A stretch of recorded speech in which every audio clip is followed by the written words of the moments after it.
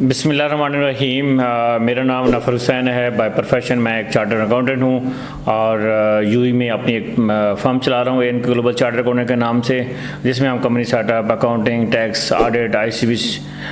Services, E R P service provide کرتے ہیں۔ اور الحمدللہ ایک فرام لانگ ٹائم میں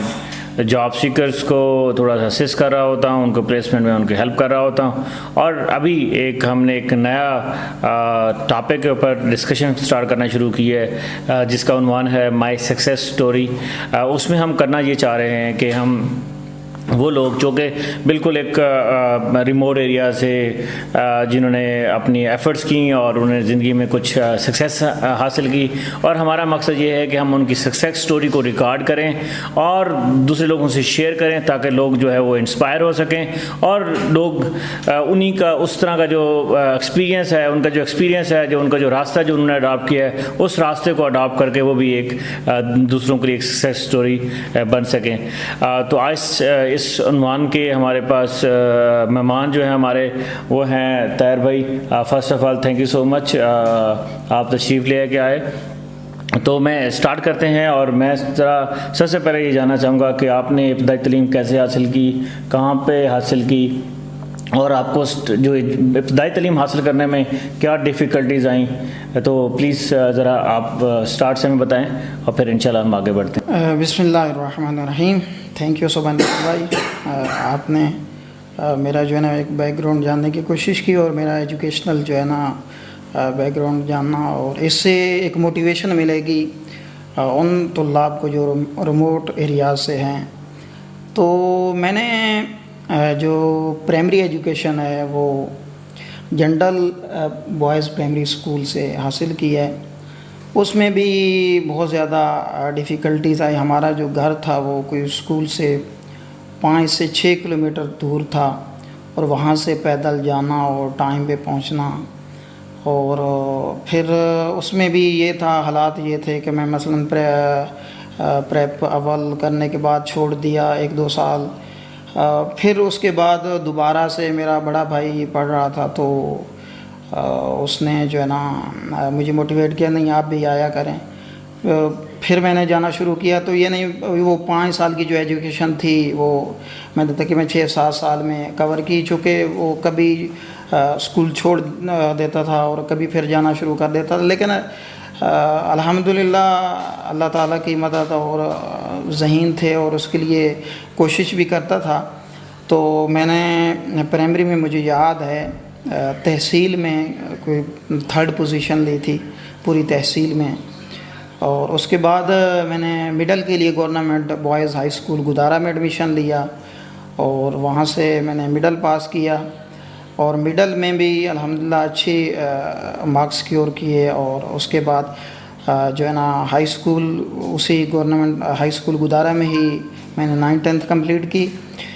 اس میں یہ تھی کہ اس ڈیوریشن کے دوران بھی میں بڑی ایک کوشش کرتا تھا، یعنی جیسے چھٹیاں ہوتی تھی گرمیوں کی 3 منتھ کے لیے،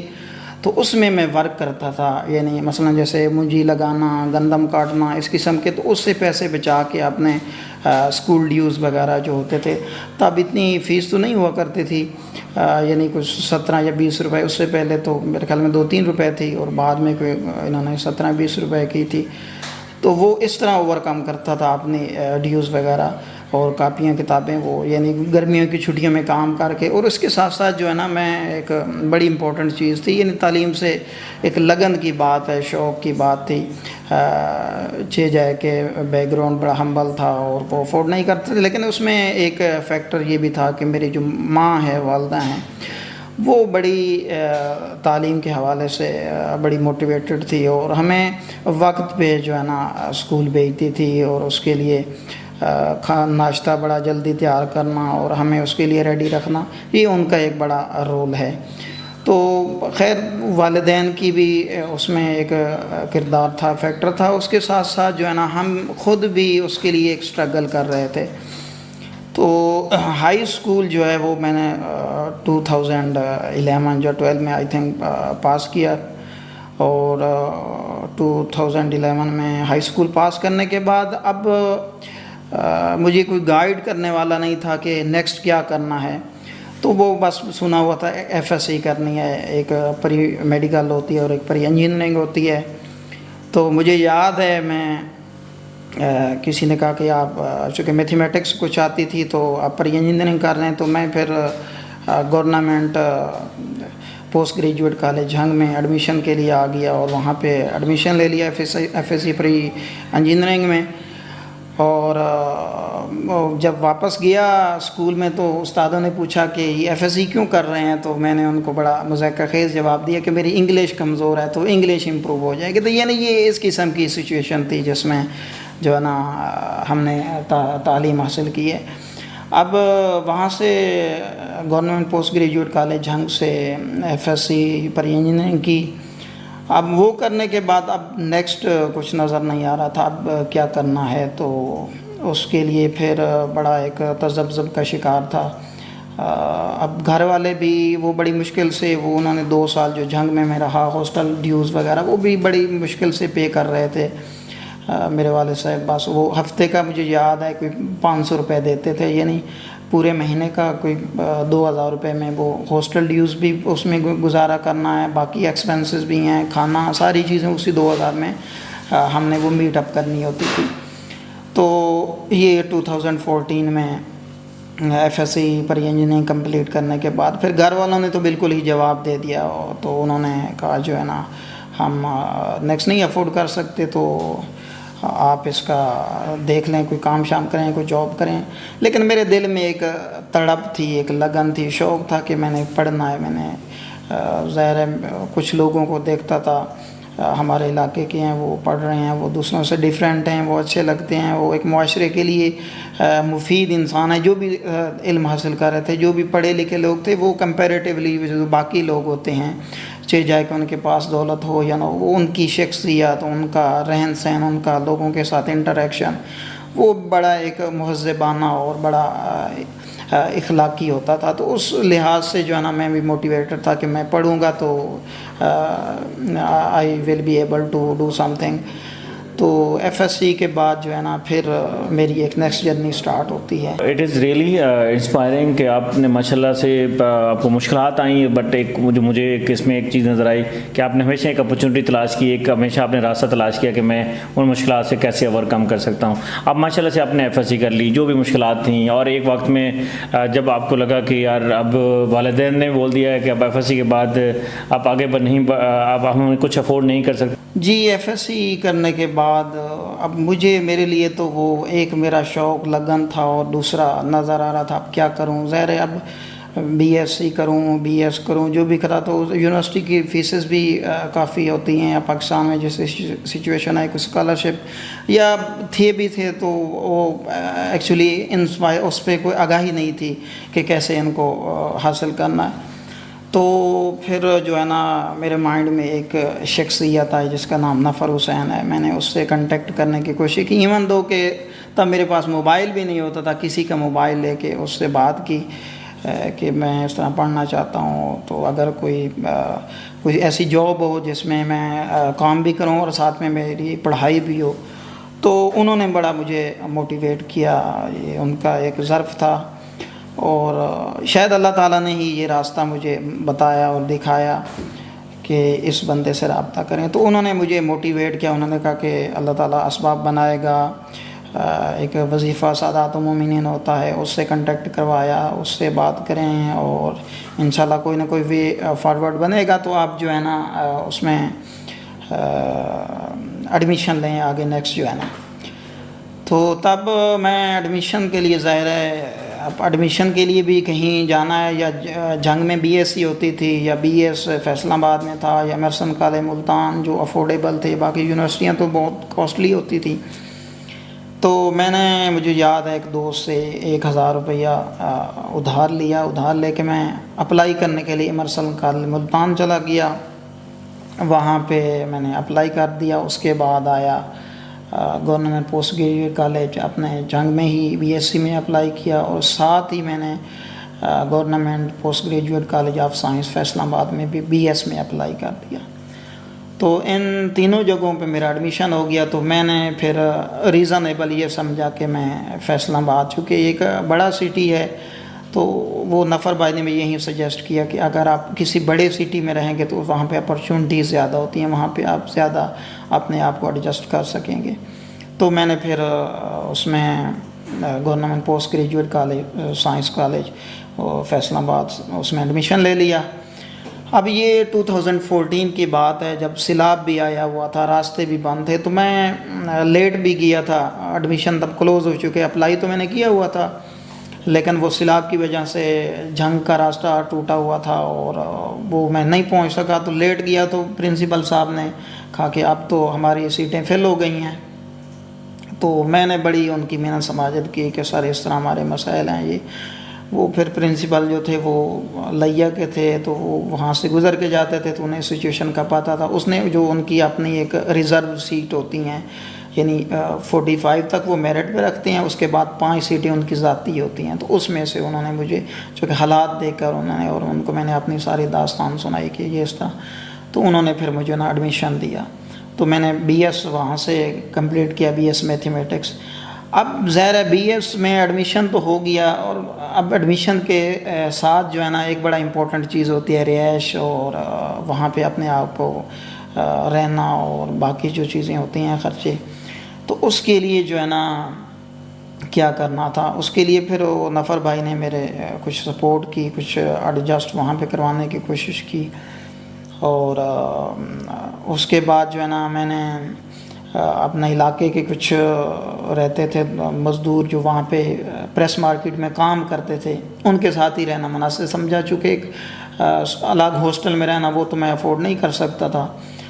تو میں ان کے ساتھ رہنا شروع کر دیا، اور وہاں سے بائی سائیکل پہ میں اپنے کالج آیا کرتا تھا۔